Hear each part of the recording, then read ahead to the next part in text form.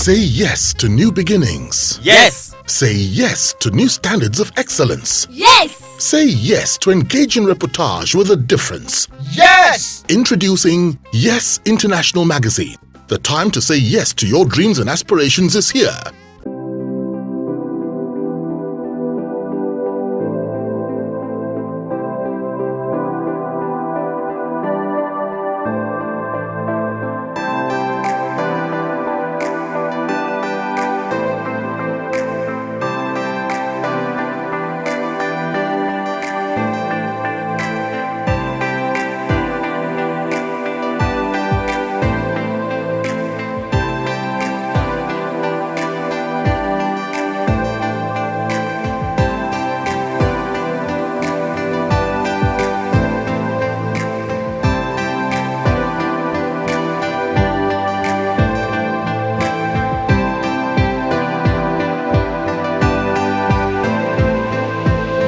But before I take my next question, that's one Toby. I hope I got that correctly. Who has been sending questions. I would like you to take one of our questions so that we also give her a sense of belonging. She says I should ask you, why are script writers treated less than the directors? Their roles are different, maybe. I actually think script writers are incredibly important to any good director. A script writer is such a key part of the process, depending on what kind of project you're doing. I don't ever think, if you look at the process as one of hierarchies and seniorities, then you miss it. It's a very poor director who thinks that the script writers need to be treated a certain way. But it's also important that a script writer also you don't put yourself in a position to be treated a certain way. I think the days are gone when a director struts around like, king of the manor. A director is not an all-knowing God, but then a writer is not an all-knowing God either. The key to our business is that it's a collaborative thing. Partnership. We are creating art. There is no way that the vision ends with one person. When you write a story, we want you to write the very best you can. But then it needs to be interrogated, because actually your story cannot be photocopied onto screen. A director's vision has to come into play, which is why a director's treatment is important. A production designer needs to come into play. A director of photography needs to come into play. These are professionals. They're not taking instructions from the director. They are meant to give the director ideas, visions. They need to, they are there to help the director make the best of this story. So a good director hires the best writers, the best director of photography, the best production designers, the best, makeup artists, the best actors. If all of us are the best we can find, then a collaborative work emerges where all of us are proud of the one work, and hierarchies don't matter. But like I say, as a director, as a producer, you don't hire the best people so that you can tell them what to do. You hire the best people so they can tell you what to do. And so if you create a team. That's another deep one.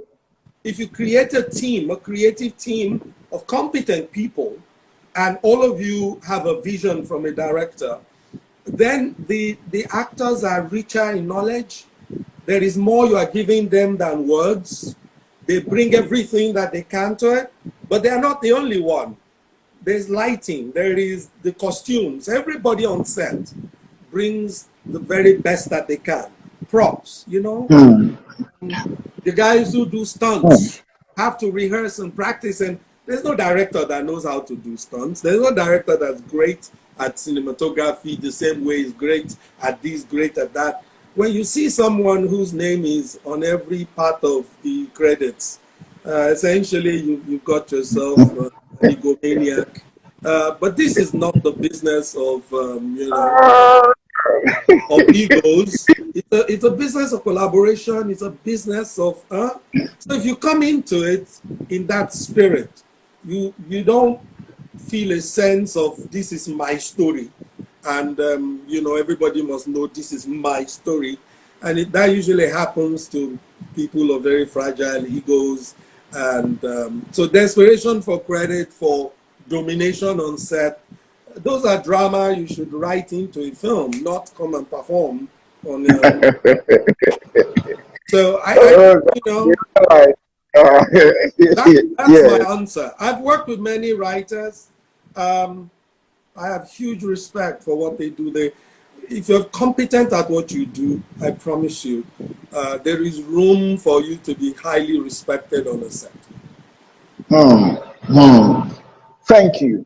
Thank you. Now, I would like to find out from you the success of Tinsel. What would you attribute it to? The people who are making Tinsel. Well, to be honest with you, I mean, Tinsel celebrated recently 3,000 episodes. I think it's become, it was meant to, and it's become something that the industry ought to celebrate, because almost it's had so many people contributing to it, so many directors, so many producers, so many performers, so many actors. Tinsel is a credit to the industry itself, and to the fact that, you know, I'm only one of 3 founding producers. But am I proud of it? I'm proud that it's still alive and rocking and leading and creating a space for people to be the best that they can be. I love the fact that the generations of producers and directors have shifted so many times, that it's an honor to have your name attached to it in any form. So I'm not the only one. I'm just one of many who is very proud that I was there at the beginning. But the credit must go to Africa Magic and to MultiChoice. I think we tend to ignore the fact that it took courage and a lot of investment in the beginning to invest the kind of money you needed to create such a show at that time. At that time, the regular season for a soap opera was once a week for 13 weeks, and 13 episodes will be described as a season. So compare that to 260 episodes and what that would have cost. That's huge. The investment in infrastructure, the investment in sets. And for me, I never tire to let people know that if you don't salute those who actually have invested in the industry for as long as MultiChoice has, and I don't say that because I'm associated with them, I owe them a lot in my own career. So I am totally, have no shame whatsoever, always saying it. Of course, they have also invested in many other people. So I also credit myself that I have not destroyed the investment, as it were. But the truth is, not disappointed them. They have invested. They have believed in this industry. They have put in the money. And they have seen generations of creative and talented people come through Tinsel and then go and create their own thing. That to me is a salute, not just to the industry itself, but to MultiChoice. And if you consider all of us as one family, and I say that because every consequential person in MultiChoice that I have met is Nigerian. If you consider that as a factor, then you must give tribute to the Nigerian industry, in that, you know, we've taken this thing and we can keep going for 3,000 episodes. Isn't that amazing? I think It is. it's a salute to all of us. It is. My credit in it is small. I try people not All to right. overblow it. All right. All right. I like that. I like that. Now, notwithstanding, the huge success that Tinsel, has become, what don't you like about Tinsel? What don't I like? Ha! Yeah.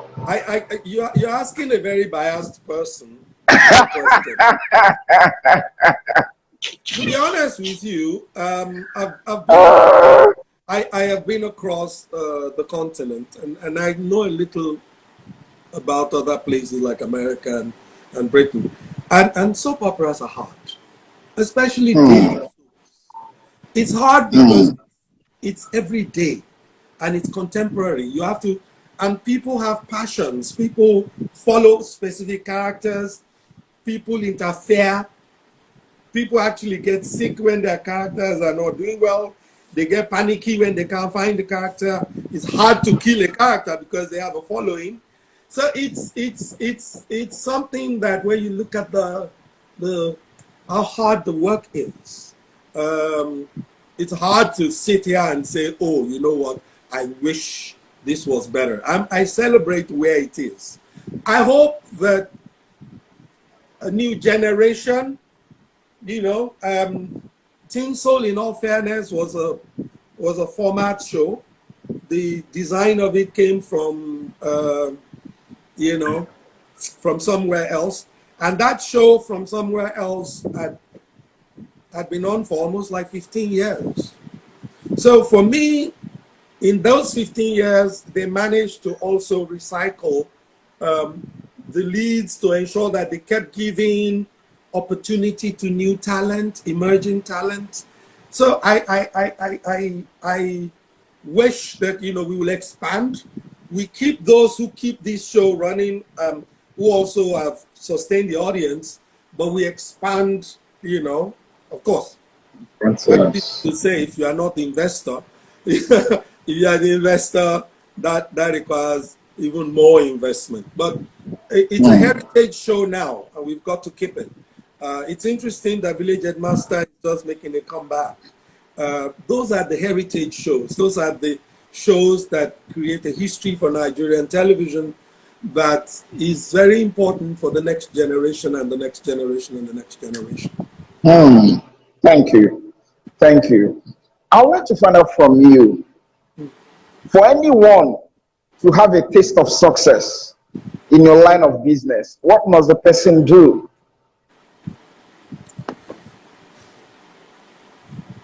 Define what success means for you.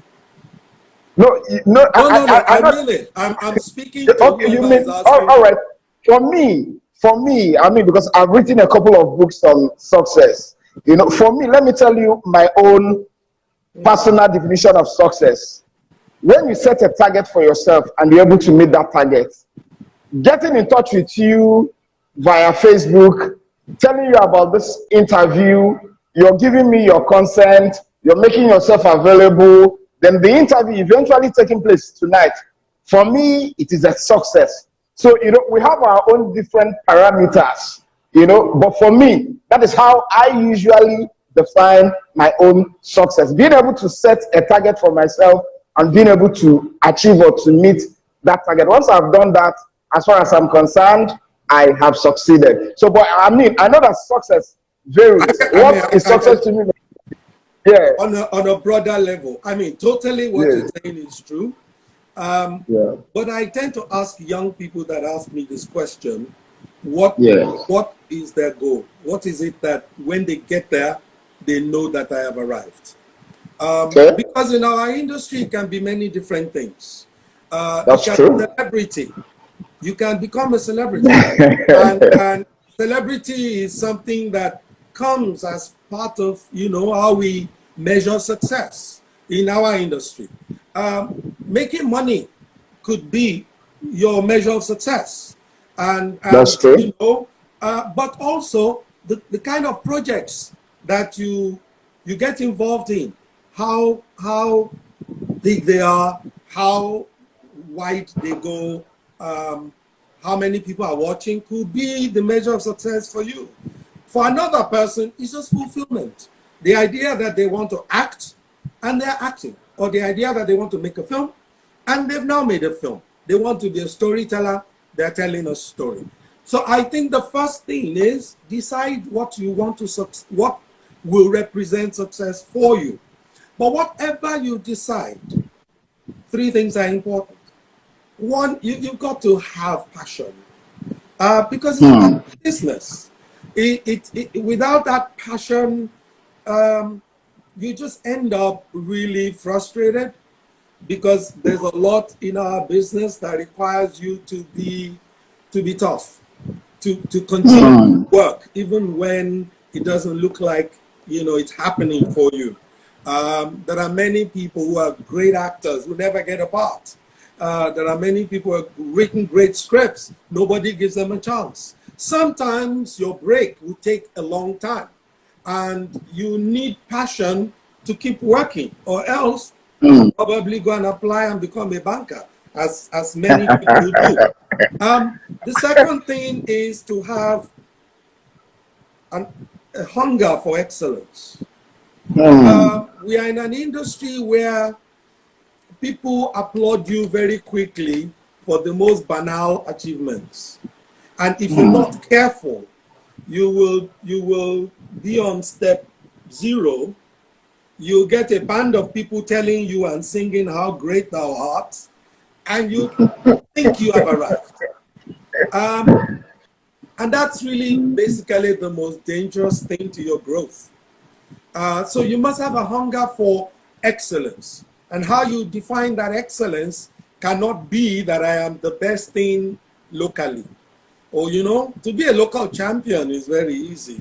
All you have to do is gather 4 or 5 people with demonstrably poorer talent than you. And in a country of 200 million, you can find that very easily. Against what do you measure yourself? If you measure yourself only by the best that you can see where you are, then you've got a problem, because it's not going to be long before you meet it. And then you'll feel like you've arrived. So you try to get educated. And in my business, self-education is a continuing thing.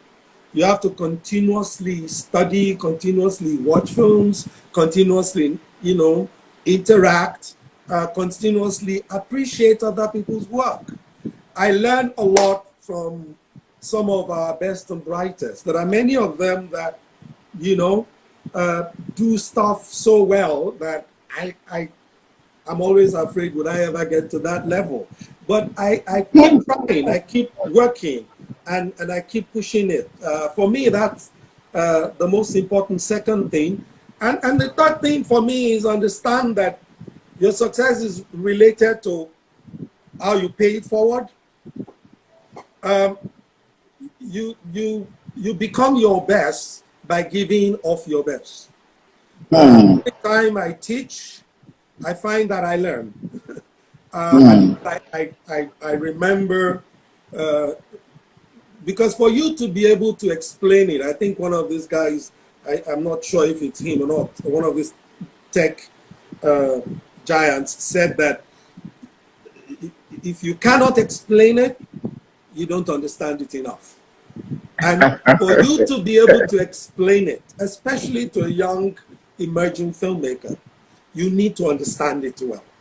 And so for me, that the whole process of teaching, the whole process of running the talent factory, the whole process of working with younger people is also about the process of growth for me. So for me, those things are critical to everyone that wants to succeed in the industry. If you chase money in this industry, you lose, because it just does not come in the same logical way that it would if you were a caterer, for instance. I love that. Now, I would like to find out from you, what is your general assessment or candid assessment of Nollywood? I think I've over the course of the period that I've only been around for maybe 30 years, so I definitely, I That's still a definitely long was time. I was already in the creative business when Nollywood was emerging. I used to be in Yeah. Surulere there. Sabio had just said we had audiovisual first, and we used to rent cameras Yeah. to those who were at that time Nollywood. Um, Nollywood is how do you describe it? It's something that we all really ought to marvel at, because if you were Hmm. there in the early days of Nollywood in the 90s in Surulere, and you watched, you know, guys shooting on the fly and all of that and telling this, you couldn't possibly imagine the industry today unless you had a vision. That's Um, true. I wonder why we keep sometimes questioning it, because the truth is it's gone 200 kilometers ahead of Hmm. the time that, you know, it has taken other industries. That's If true. we are keen to compare ourselves to Hollywood, Hollywood is over 100 years old. That's Um, true. we are barely 30. And you look at what we've done. We've created an entire new generation of writers, of performers, of it's very hard to do. So for me, at every turn, everywhere I go, I celebrate it. Not because I want to give it a false sense. I truly celebrate the quality of it, the growth it's had. Of course, it's a work in progress. Um, it will continue to get better because it has always gotten better. But technology, for me, continues to be at the heart of Nollywood's success. When Nollywood came, it was because technology offered opportunity for, you know, the video tape and the video machines. And today, technology is going to continue to expand Nollywood's ability to go global. Uh, Hmm. technology in production, technology in distribution, you know, technology in all the different In tasks everything. doing this. And thanks to COVID, technology is going to make us even more efficient in our production management, because now we're going to effectively plan better, work better. And I think we're going to be more collaborative. If you look at Nollywood from back then to now, it's gone from something that was done by one-man gorillas to large production teams with people who are specialized in different things. The Nollywood That's of true. today, not everybody wants to be director, producer, production manager, caterer, you know, Everything. right? No, because everybody, we have better understanding now. We've also, you know, been able to crack different markets, and we now understand what best practices are. We understand that the audiences um, are also exposed in a global world to different kinds of content from everywhere. So there is a way where I think the bar is higher and the bar will keep going up. And why I am happy is that there clearly is a commitment in Nollywood to reaching for that bar. There is a generation that are also being trained properly, who are embracing, you know, education, who are embracing technology. There is an expansion in animation and animated storytelling. There is going to be expansion of genres. In another 5 years, I am fairly confident that, you know, Nollywood Hmm. will not only be at every major film festival, programmed and successful, but we will be in the forefront of nominated films for global awards. Wow. Wow. I love that. Now, what stands you out in your sector? What distinguishes you? You know, what's, I mean, I don't know. I hope it's my integrity. I feel all like right. I pay attention to the work. I give people roles that I think they are suited for. I am financially, prudent. I manage budgets well. I give opportunity to people with talent, whether they be established or young. Um, and I feel like, for me, I'm not interested in celebrity. So my own success is to be able to create these works, to do the kind of things that I want to do, and to make a living while doing it. I think it's a great privilege to do what we do and be paid for it.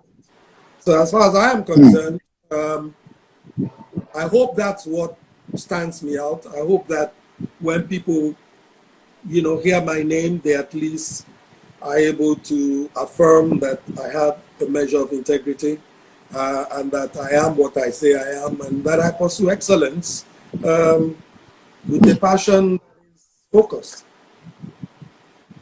End of story. All right.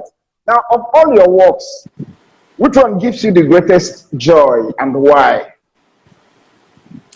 Well, quite frankly, I'll be honest with you, it's very difficult for any filmmaker to truly, or any storyteller, to be honest in telling you that. Because sometimes you really pour yourself into something and it's not successful, or it's not successful the way you imagined it. So for me, every work that I have done, I regard based on the level of difficulty in achieving it.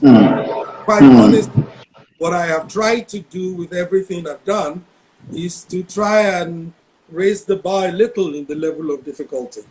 And to that, if you use that as my measure, then obviously my latest work will always be my most, the fact that we achieve what we set out to do always seems to me the most important thing.